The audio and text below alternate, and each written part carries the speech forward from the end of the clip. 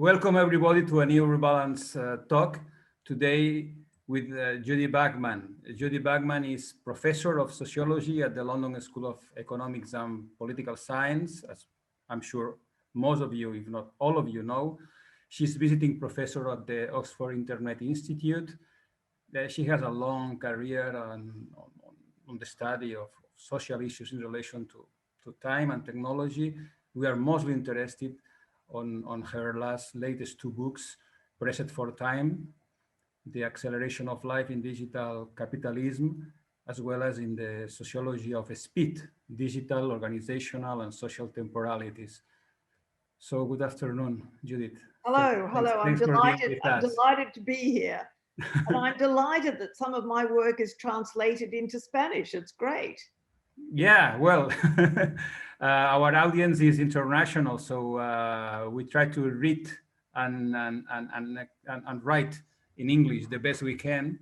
But I appreciate if you can speak slowly to us because most of us we are European, we speak Euro English. Yeah. So Okay.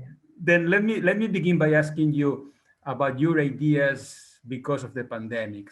If this year we stopped moving, and we have experienced time differently and proximity differently.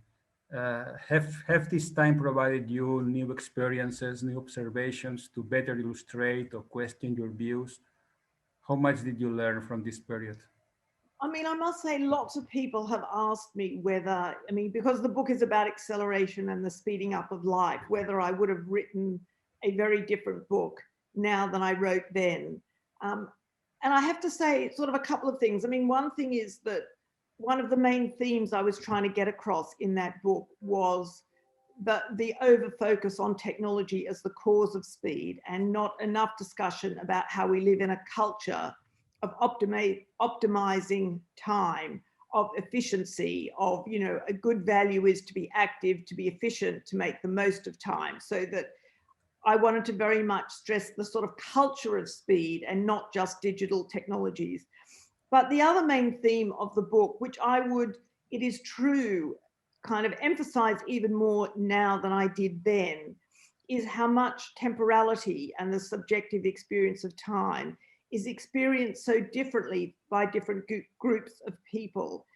And one of the things the pandemic has just made so starkly clear is inequality. I mean, the inequalities just, that were there before have just really come to the fore. And what I mean is that, for example, a lot of the writing, in newspapers like The Guardian and, the general writing of what I call kind of knowledge workers, people like me, is there's been a lot of discussion about how much time we've got and, that we're at home and we're baking bread and having more control over our time. And I immediately say, actually, you're in a very different position if you're a mother or father with 3 children at home at different ages, trying to homeschool them and work. I don't know how people have managed actually to do this. This is kind of beyond my ability to imagine how to do this. Thank goodness my son is grown up. And also, people like me are sitting at home while food is being delivered, packages are being delivered, Uber workers, Amazon workers, there's a kind of whole army of people for whom time doesn't feel abundant, for whom actually there's been an incredible intensification of work. And interestingly, one of the ways in which that intensification has been facilitated is precisely by digital technologies. So the sort of platform economy or gig economy, there's a lot of different terms for it. I mean, those workers actually who are, let's take the food deliveries, right? That they're answering apps and rushing around answering apps. All of that is facilitated by platforms that enable that work to occur. And actually just by coincidence, yesterday I chaired a panel at the International Information and Communication Association conference, and it was all about platform work. And one of the women was talking about a platform where people hire, that was Americans actually, domestic workers, people come to help look after their children and cleaning. And apparently it's shot off the roof, right? The demand for this work has just been phenomenal. So there's this whole other economy that's going on where people are kind of rushing and intensified and have very little control over their time, which is much less discussed and talked about, I think, in the currency about, you know, this time that's been freed up by our control of time. And if I can just go on for a moment, I mean, I was quite struck that you kind of mentioned in your questions, and forgive me, I'm going to jump ahead, right? But you talked about a concept of mobility justice. You know, some scholars talking about how it's the elite who can be mobile. You know, the whole business about who's moving and who's stuck. We travel and migrants can't move.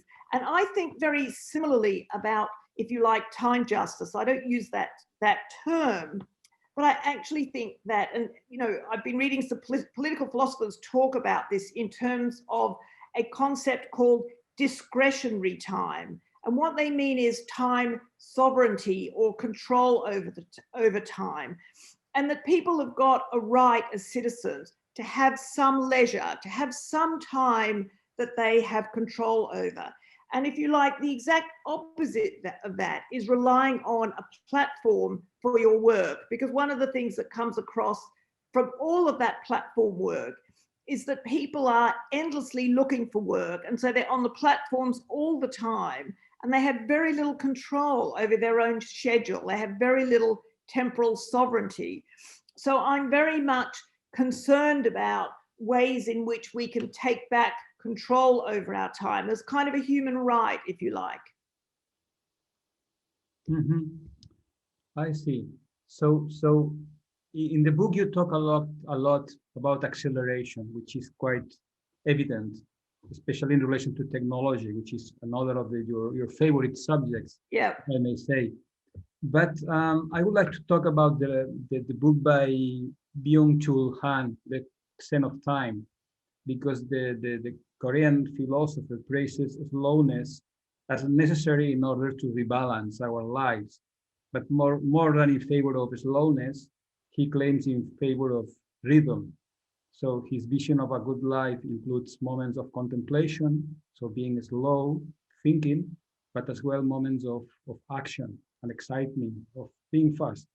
So do you think that the problem of our accelerated lives is no longer the acceleration of many things as such, but loss of rhythm, loss of control? You were saying just now. I mean, I'm not sure that I'm sort of sympathetic to how that poses the problem, right? And one of the reasons is because, you know, a lot of the discussion about the slow movement and contemplation is very individualistic. It very much fits with a whole lot of apps as well, meditation apps, feel-good apps, you know, take control of your time to kind of feel better, do your meditation in 5 minutes, do yoga. And, you know, it seems to me that a much better way of thinking about it is in terms of caring time, right? It's in terms of collectively caring for other people. So that, you know, and if I may say so, and I hope you don't mind me saying so, a lot of kind of male social theorists, you know, we can put in there Bauman and a whole, you know, a whole lot of intellectuals, yeah? I mean, very much kind of ignore the practical realities of everyday life, right? That there's a lot of kind of care work, domestic work, lots of things that need to be done for other people. You know, people have to take responsibility for other people and care for other people. And the posing of contemplation seems to me a very male philosophical way of thinking about this, rather than thinking about the time of care. And, you know, I've gone to a few conferences recently in Silicon Valley about, you know, do we want to have robots in caring homes for older people? You know, do we want to automate lots of aspects of care? And I very firmly think that it's a very good case where there's lots of things that robots can do for us, physical things, you know, and reminding us to take medicines and all sorts of things. But actually, there's the time of caring, there's kind of being with people that robots can't do, that we don't want them to do, that can't be automated, that I think should be left outside of the sphere of technology. You know, that it is one of the big discussions now. You know, what sort of tasks do we want to apply technology to, and what kind of tasks do we think are inappropriate for technology? I mean, can I just give you sort of one example? Please. You know, I'm at this, it was literally the conference called Coding for Care at Stanford, yeah? And these guys turn up, I mean, always at these conferences, you know, guys turn up with their latest apps. You know, that's how these conferences are, right? So they've got this amazing app. You know, they're all startups, right? And they've got this amazing app where literally, you know, they can be, you know, sitting in their big corporation and they can watch their mothers. You know, they've got a whole digital surveillance system in their mothers' homes, right? And they can sit at work and watch every movement their mothers make, their old mother, you know, the old mother is making, and that will make them feel better because they can see that she's safe. And, you know, I mean, there's a sort of mentality, I think, in Silicon Valley, which is that social problems have got technical solutions, right? I mean, you know, I can tell you that everybody at this conference was just horrified at the thought, you know, that our old age would be one of complete surveillance, but, you know, it's like completely intrusion of privacy. And, you know, it wasn't a kind of discussion about, well, how do we as a society want to organize care, right? Do we want to split old people off into separate living spaces geographically, into separate homes, or would we rather integrate different ages of people, have a city that was, you know, much more integrated rather than ghettoized in terms of these things? You know, that there, you know, then there aren't pure technical solutions to these kind of problems. Whereas these tech people often think, well, the solution to their time, they don't have to visit their mother much because they can just video in, watch what she's doing, and, you know, and get on with their work, you know. So it's just a sort of crass example, but I think of that divide. Yeah. Let me go back Yeah. to Wajcman. Yeah. His idea of punctuated life. I mean, that we live kind of punctuated life. We move from one moment to another moment. We run from one thing to the other thing. Maybe one thing is to relate to a lot of people that maybe we don't see these people anymore. So at the end, causes and consequences are not so obvious for us. Yeah. So we have problems to tell a story about ourselves, to us and to other people. So we move from one weekend to another weekend, and maybe we don't have the feeling of the seasons. So the evolution, the continuous evolution of life is, for us, it's difficult to create kind of a story of our life, as it was easier for our grandmothers or grandfathers. What do you think about his views? I've got a lot to say about this, actually. I mean, I think that there's a lot of nostalgia about how life was when there was less social change, that we are living in a period of dramatic social change. And I don't think about this primarily as technological change. I mean, for me, actually, the Black Lives Matter movement, the Me Too movement have been phenomenal social changes. You know, I would compare them to technological changes, right? And they make a lot of people feel very insecure and very unhappy. And it's completely kind of questioning a lot of our lives in terms of, you know, British colonialism and what wealth is built on. You know, we're having to rethink our histories, rethink our gender relations. This stuff is kind of very, very difficult. And I'm not happy with a kind of nostalgia that harks back to a previous period of more stability. I mean, what we do need in this period, and it is one of a lot of change, is of course to have a social security net, is to have decent welfare, social security, so that, you know, amongst this change, you know, we don't feel precarious and insecure, and, you know, and I mean, it's because of those things, I think there's a lot of terrible nationalism and right-wing movements. And, you know, we know this, we're in a, you know, a very sort of difficult period, but I think we have to go forward, not backwards. You know, I don't think we can reconstruct the kind of social relations, you know, that made for that stability, that were kind of racialized and patriarchal. I mean, that is what that stability was based on, you know, a particular kind of conception of the world. So, you know, and I think a lot of older thinkers are rather unhappy about these changes, actually, you know, and I'm not, but I can see that without the sort of security, it breeds terrible, you know, right-wing politics. I see. In our last talk, Andreas Nee, he was kind of optimistic in terms of technology progress. So he thought that we have not to be afraid of machines taking control of many things, because machines are different from human beings. Let's say it's gonna Yeah. be kind of we are different creatures than machines. But are you so optimistic? Because there is also a line of thought from Heidegger, from Ellul, Jacques Ellul, from Ivan Illich, that tends to believe that technology moves by itself.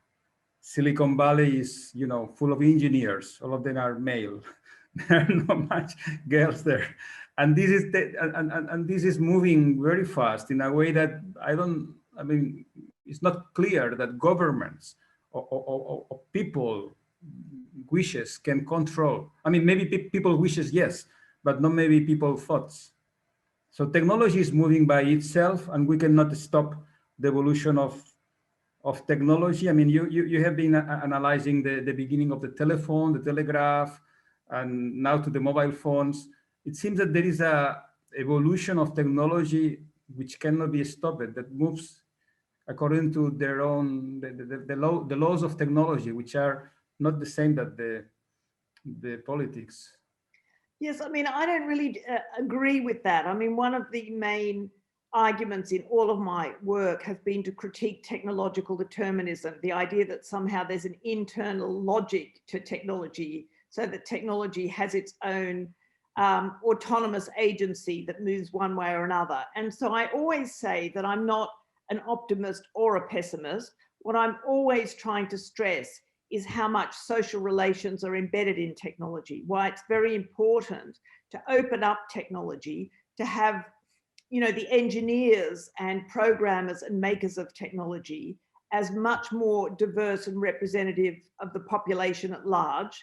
And I mean, this isn't the case just with this new algorithmic artificial intelligence. I mean, it's the case with bridges or seatbelts, right? I mean, there's been this great feminist work recently about how the testing of seatbelts was done on the male body, and it actually meant that women had more injuries, that pregnant women in particular didn't have good seatbelts. You know, people do design things, and I don't blame them, right? You design things according to your experience, right? So if you're not disabled, you don't immediately look at stairs and think it's a technical, you know, you don't think it's a problem, right? So that I've always advocated that if we had a broader range of people designing technologies, there'd be different sets of priorities, different experiences feeding into that technology. So that's on the one hand. On the other hand, I'm a very big advocate of citizens' participation in making decisions about technology, whether it's genetically designed tomatoes, whether it's various, you know, polluting things, whether it's in vitro fertilization. I mean, you know, it seems to me, and particularly in Europe, there have been very good examples of governments setting up, you know, citizens' juries or whatever you call them, so that people can actually discuss whether they want various technological developments to go forward or not. And that puts the responsibility on sort of governments and citizens, but also on scientists to explain the science. And in a way, it's been quite interesting during this COVID pandemic to see the way science has come to the fore, right? And can I just say something about that? Because this has been so striking to me, right? I mean, I've been teaching science and technology studies now for 40 years, yeah? But it's never been easier than now, right? Everyone wants to know about this now. It used to be slightly esoteric. Now it's the main thing, because actually the government in Britain gets up and they say during the whole pandemic, we're following the science, right? And, you know, Boris Johnson stands there with a scientist on either side and makes out that science is objective and value-free, and he's just following the science, right? And it's been very clear during the year that every decision has been a political and economic decision. You know, it's been absolutely clear that there is no consensus among scientists. There's no one truth of science, that science is social, it's a matter of consensus, right? But that also political, economic, cultural decisions weigh in the whole time. And, you know, and in lots of ways, if I could just say so, right? On the one hand, there's the whole business about, you know, who's funding the making of the vaccines, right? Why is it that AstraZeneca doesn't cost much money and Pfizer does cost a lot of money? Yeah, everybody thinks about now, what's the relationship between government investment in science, private investment in science, who should make the profits of the science? You know, that there's a whole political economy involved in vaccines, that they don't just come out of anywhere. You immediately think as well, how come they can suddenly make these things so quickly when there's a lot of other medical and problems that never get attention, you know? I mean, at the moment, there's a discussion, I mean, this is just today, but, you know, if I could just say this, there's a discussion about AstraZeneca causing blood clots in young women, right? Young women are tweeting saying that the blood clots that women get taking contraceptive pill, right, is so much higher than with the AstraZeneca. But nobody cares about the contraceptive pill that millions of women are taking, right? It's just become an issue now with this, you know, that it's so differential, what are seen as risks, what are seen as problems. And, you know, the other side of it is that what's been incredibly clear and coming out more and more is how much the experience of that pandemic has been so differentiated by poverty, by race, by ethnicity, that, you know, I know Britain much better than anywhere else, but I mean, absolutely the deaths and amongst, you know, Black and ethnic bus drivers and security guards, you know, that there's particular kinds of work where the rate has been much, much higher than, for example, amongst, you know, academics or bankers, or, you know, that it's absolutely been experienced differently. And even the business about old people, and I know this is one of the questions that you had for me. I mean, you know, in Britain, certainly the highest rate of death of old people has been elder people in care homes. And then we have to ask, well, why are they concentrated in care homes? Did we ever think that that was the optimal way to look after people? What are the conditions like in care homes? It turned out that a lot of the care workers were migrant workers who were casual, temporary, so were coming in and out, you know, that science is from its beginning and end fundamentally social and political. And that's been what I've been trying to argue for my whole academic life. And it seems to me that there's much more recognition of that now. Mm-hmm. But is also the solution. I mean, the solution of pandemics is around vaccines, which are being created by global corporations, which are competing among themselves, with subsidies from the public, from the governments, with the regulations that, as you say, induce one company to be more competitive than the other. But at the end is kind of laboratories, scientists, which are developing the vaccines. It's not a change on social behavior. It's not that we relate to each other differently. It's not that we remain at home voluntary. Is that we want to do whatever we did before. We want to keep going on with our lives, and technology and science is the ideal solution for us. So it's kind of negative outcome. It's a kind of reinforcing this kind of pessimistic conclusion from my side. Well, except actually that what's also very clear is that because of the history of medicine and because of the history of various different groups' relationship to science and medicine, what we're seeing is a real reluctance amongst groups of people to take the vaccine, right? And that's to do with a history of, I mean, my colleague Alondra Nelson, who's just been appointed kind of in the Biden administration, has spent all her life working on sort of race and medicine. You know, it is no accident that there's a lot of reticence amongst the Black and ethnic community when it comes to taking the vaccine, right? So, I mean, I think we experience science and the health system very differently. I mean, you know, some colleagues of mine who are retired doctors have been going out trying to give vaccines to illegal migrants because they're too scared to come forward for, you know, like these things are very differentially experienced, I think. I don't think it's kind of straightforwardly seen as that.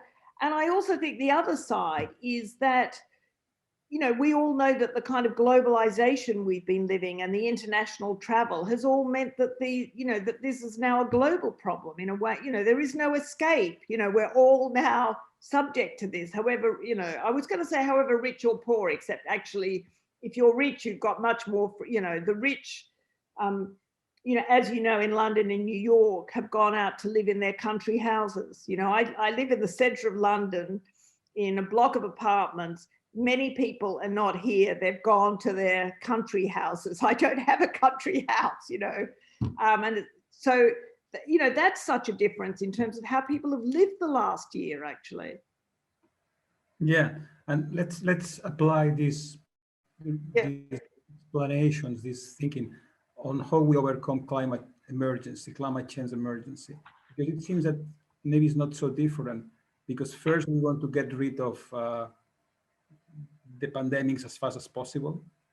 So it's not about slowing down. It's about acceleration, the process of developing the vaccines and getting all of us, most of us, with the vaccines.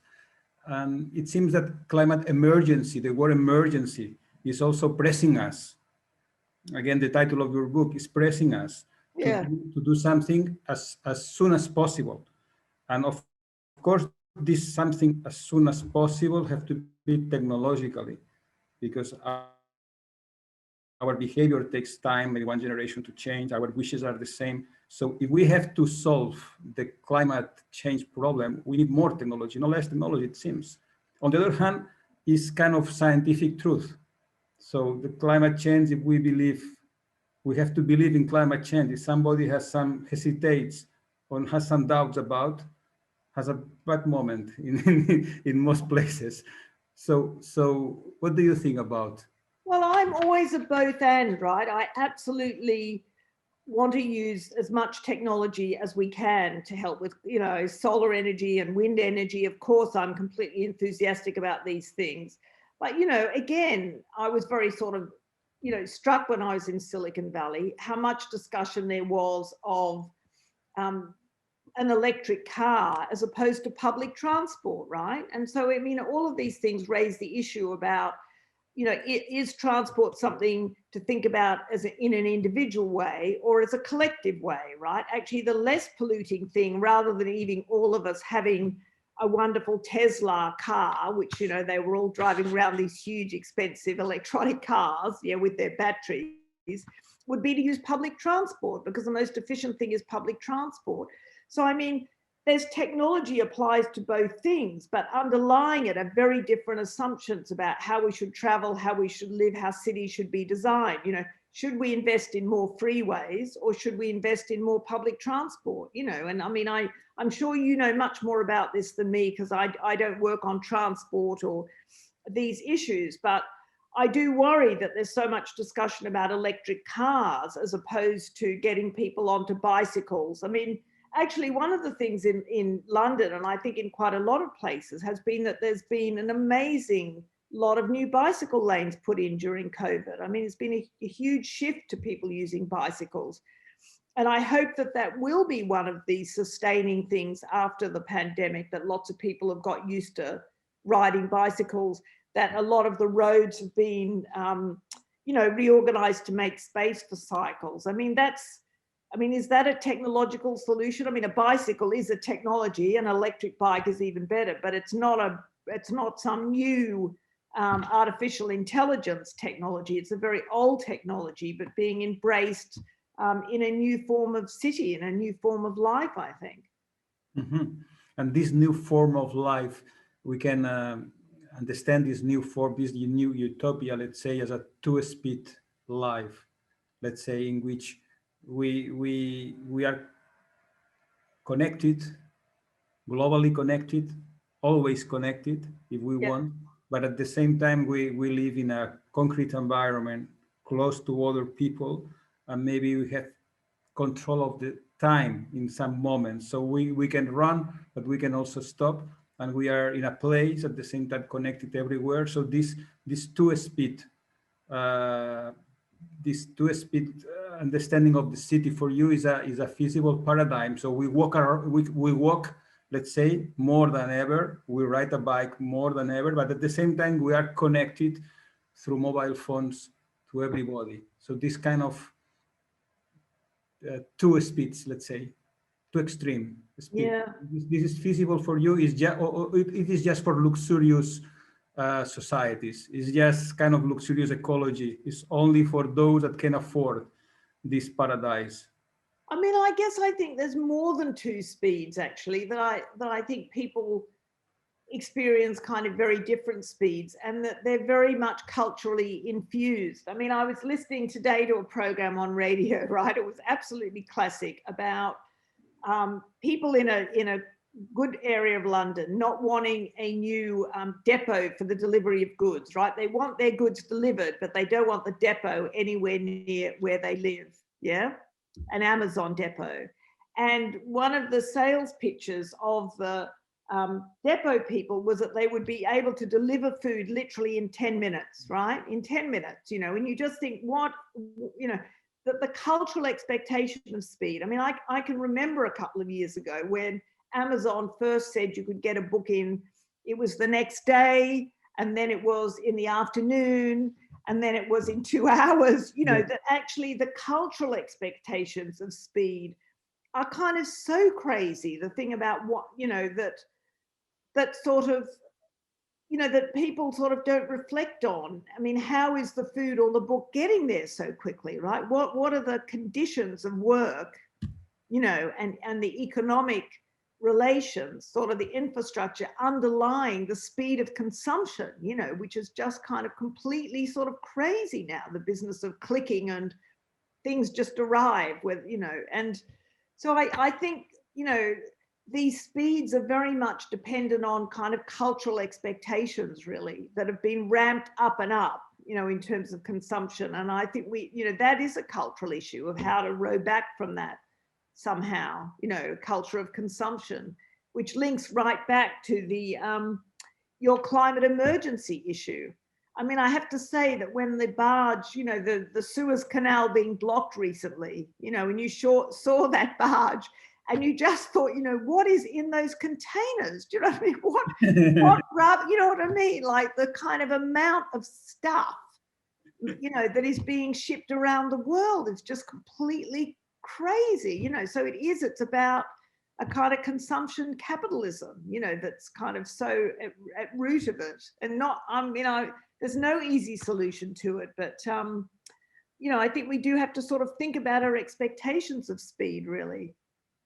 Okay, let's elaborate a little bit more Yeah, that, Judy. yeah, Because we have seen that, let's say, people taking a bus, they can afford half an hour journey if there are no stops, or one or two stops. If yeah, there are seven stops in between, even though the total time of the journey is the same, people feel very uncomfortable and people don't like.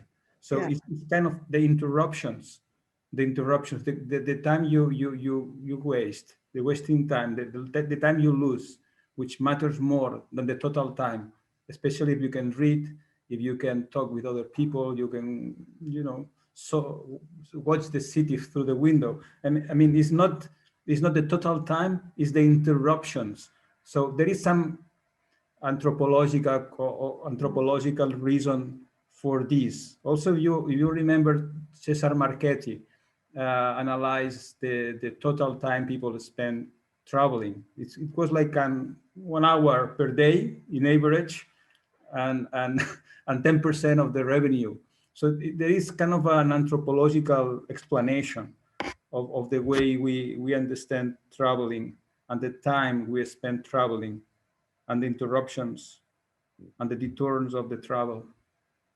I mean, I agree with you, but I guess what I'd say, and why I have a chapter on history in my book, Pressed for Time, is how much these things have changed historically, you know, so that, you know, going around London, I always think about reading that actually a horse and buggy was as fast actually to get round central London as it is in a car because of the traffic, you know, that actually our sort of historical sense of speed and what is fast and how quickly you can go somewhere, whether it's aeroplanes or cars, has just kind of shifted historically. And I think will sort of shift again. I don't think it's kind of set in stone. And, you know, I love reading kind of those books of, you know, when trains were new and people got on trains and couldn't imagine how fast the train went and how their experience of time was so kind of altered. So, you know, I just think there's a kind of historical specificity to it. And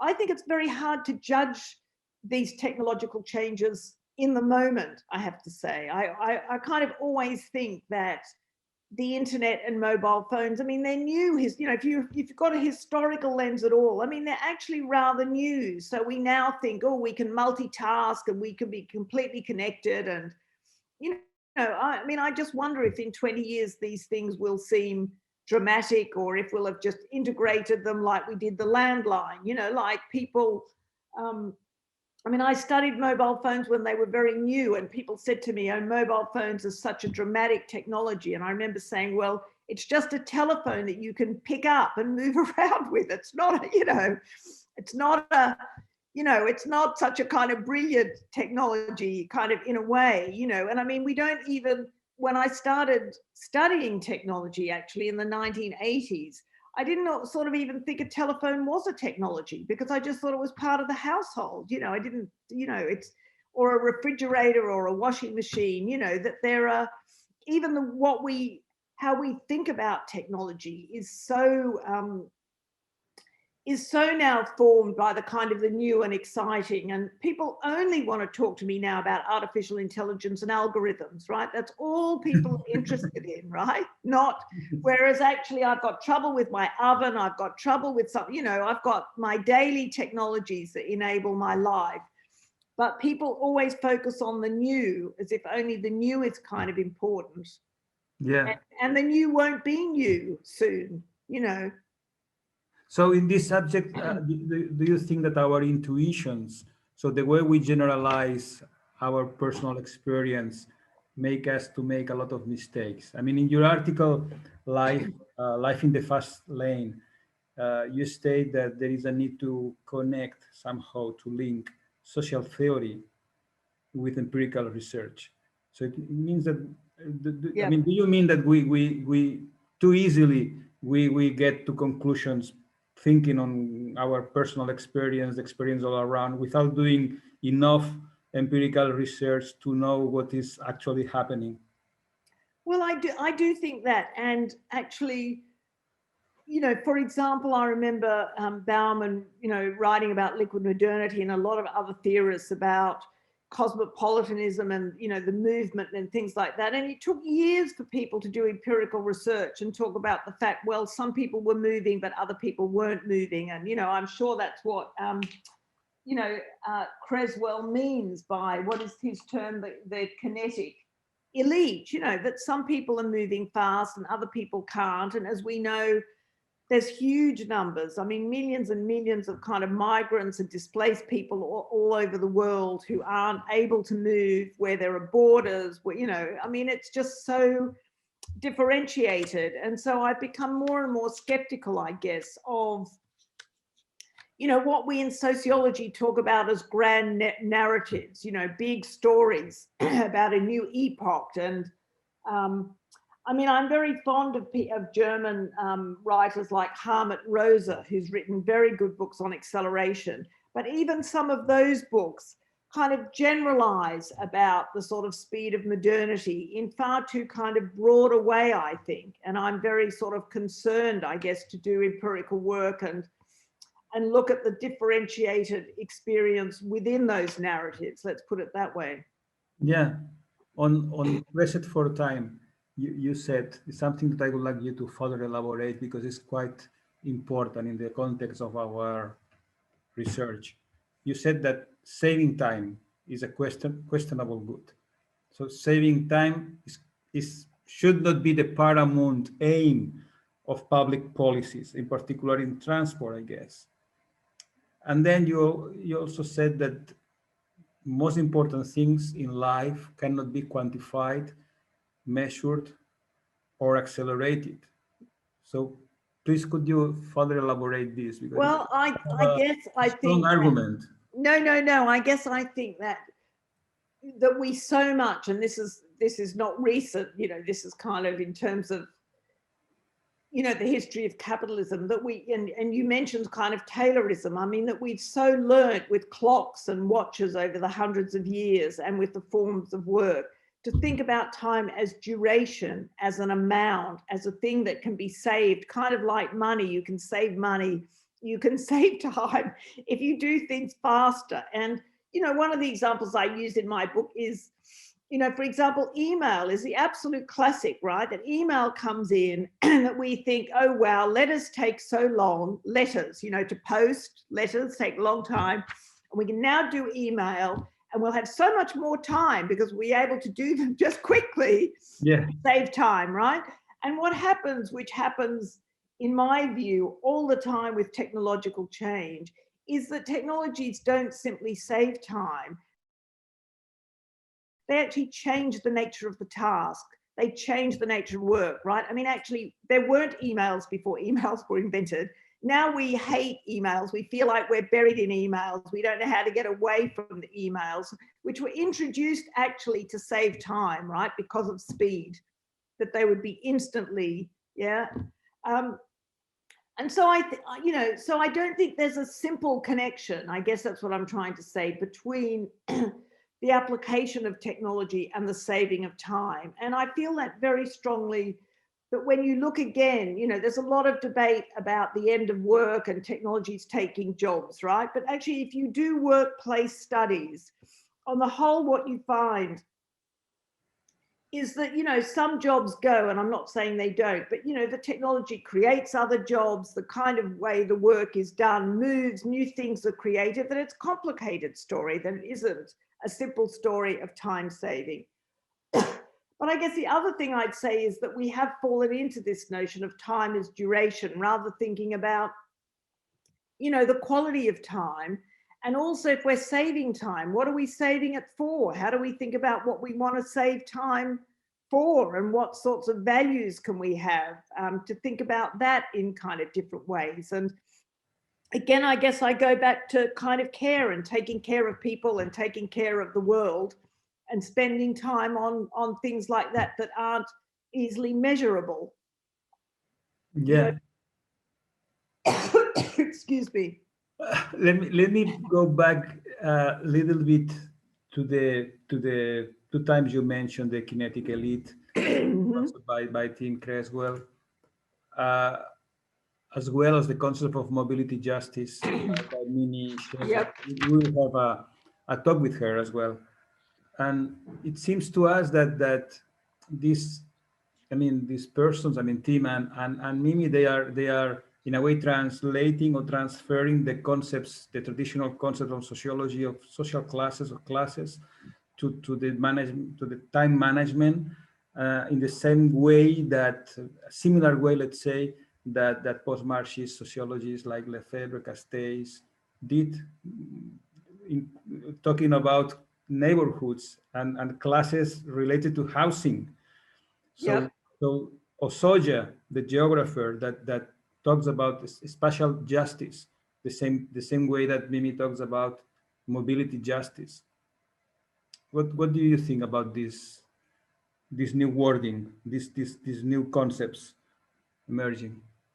Well, I like them very much, but I also like the old time-space geography that kind of predates some of that work, which looks at different people's journeys and the time they take. And again, if I can take a feminist perspective on it, yes, that women and mothers have much more complicated journeys. That if you look at the geography of journeys and you look at transport, it's a very old issue, but the issue about, actually, if you have to take two children to different schools and get to work, you need different forms of transport and a different kind of layout that if you're, let's say, a male just going straight to work or not, yeah? That actually space is very differentiated by forms of work and by household composition. And I would just always insert that into the discussion, I guess, into those ideas.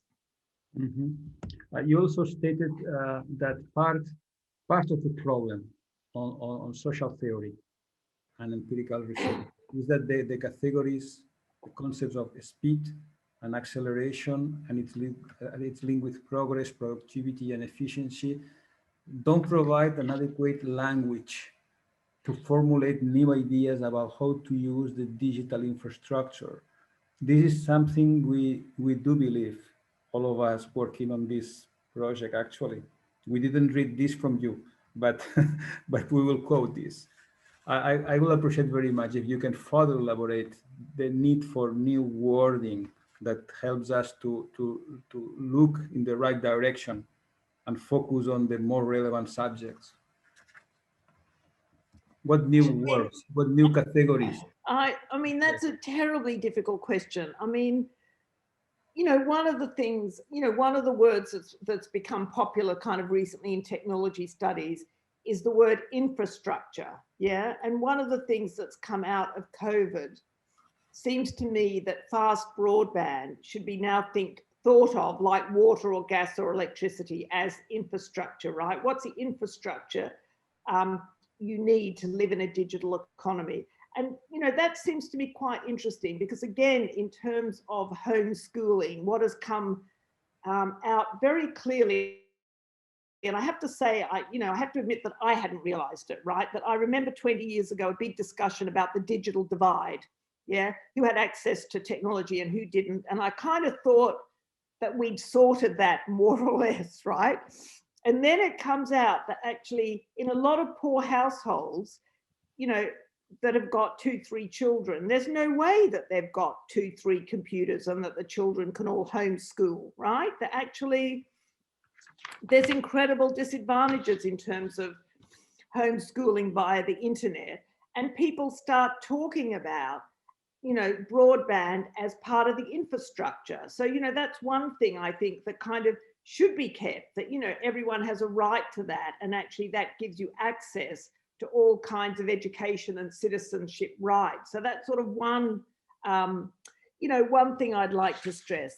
I mean, it's difficult what you're asking me, really. What is the opposite in a way of I mean, I guess I'd say what I've said before, that I think that, a lot of digital technologies and apps and, for example, people going around with watches that count how many steps they do and their heartbeat, and that there's a lot of technologies now for self-optimization, for optimizing your time, for living your, doing the most steps most quickly so you'll have a healthy life, and tracking, all of this datafication, if you like, of yourself. We have a lot of concepts in science and technology studies to talk about, what does it mean to have all this data available that you didn't have before about how you live, all this behavioral data, and is this a good thing or not to have access to so much medical data, behavioral data, how you're sleeping, whether you're deep sleeping enough, all of these things. And it seems to me that they're very focused, as I said, on optimizing individual time rather than thinking more collectively and collective solutions about sort of time and the ways we want to live. And so, I mean, care is just a shorthand really for trying to talk about a more collective notion of time, right, than an individualistic one like contemplation, like slowing down, I mean, I remember writing something about the slow food movement at some point. I was very enthusiastic about the slow food movement.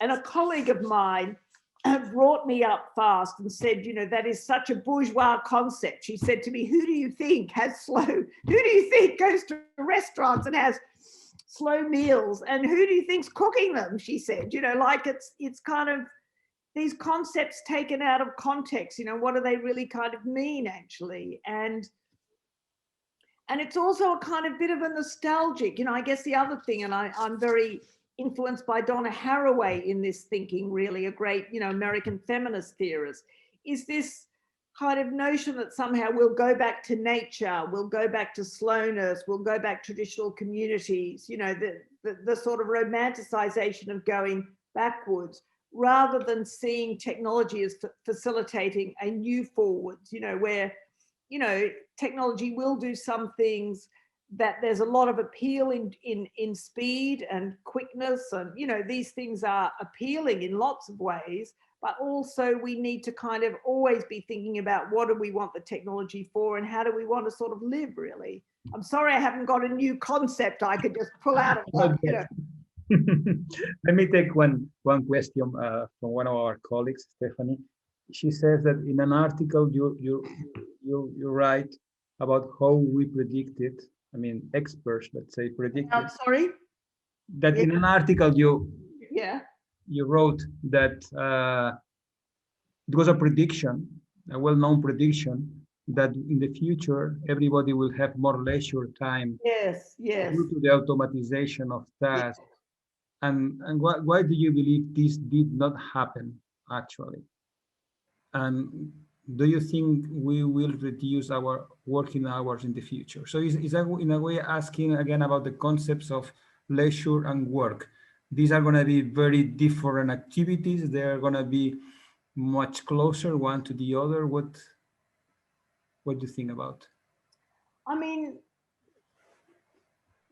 Again, I think these issues are social issues and not purely technological issues, that we have to really make decisions about what work we want automated, and automate in order to shorten working hours. And I'm a great believer still in the shorter, in a shorter working week. And I was, again, very struck, if I could just go back to the Californian example, of how some of these tech billionaires tell us that we should have a universal basic income, that they can work day and night in their workplaces because they love their work and they're geniuses, and it's fine to work day and night because they have cafes and gyms and everything on the campus. Yeah. And that we should actually have a universal basic income because they will make us unemployed, and then we can fiddle, we can do sort of other things. And all of these issues all raise the business about that actually no one should be working day and night, that this whole business about workplaces that require 24/7 dedication are shocking, that they assume that people don't have children, don't have lives, and that people are young. All these companies hire young people and use them up for 20 years, and then that, so that, it's about a model of work actually, and the intensity of work. And I think we need to rethink work, in ways that, we know from kind of psychological studies that actually work is very important for people, that it gives people identity, it gives people a rhythm to their lives, that actually it's a good thing to have a few days work. It's a very sort of positive thing, but there's a difference between intense work and kind of work that's got decent conditions and decent pay and gives you some control over your time. So, I think we need to kind of rethink working patterns, share out work, try and get rid of work that's kind of unpleasant. But, I worry about the discussions of things like universal basic income, because I do think it is difficult to not have rhythm, to go back to your issue of rhythm, And if I can just give you one study that I really loved that I read, it was a study of some unemployed people. It was an American study actually, and it was about the fact that the unemployed looked forward to the weekend as much as people who work.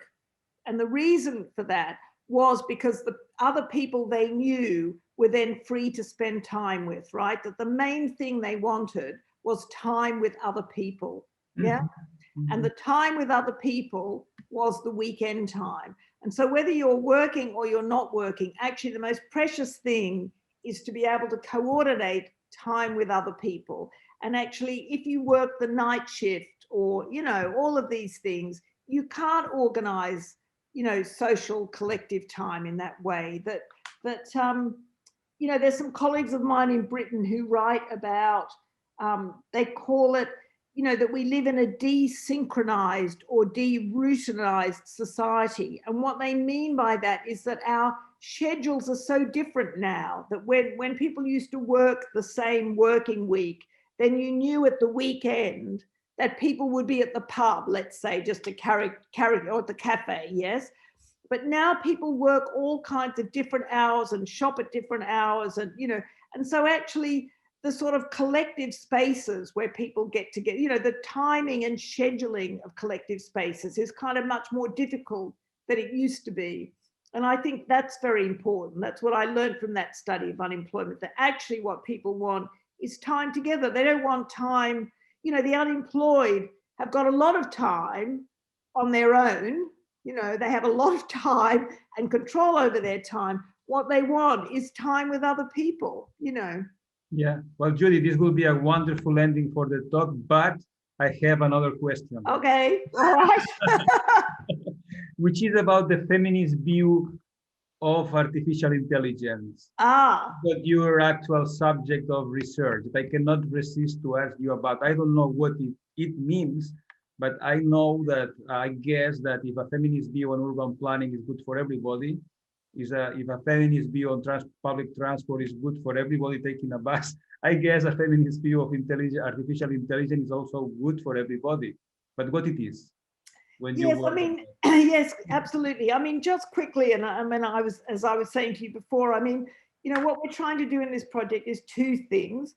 I mean, one thing is to highlight that the people who are engineers, computer programs, machine learning experts, robotics experts, artificial intelligence experts are on the whole young men who are not representative really and don't have the breadth of experience to design technologies for all of us, you know, that they embed their own experience into these technologies. And so I very much am arguing, and I mean, lots of people are arguing it now, it's become a big issue in Silicon Valley, that we need diverse workforces. Yes, that they're very kind of narrow, the people who do this work, and we need to have a diversity of workers.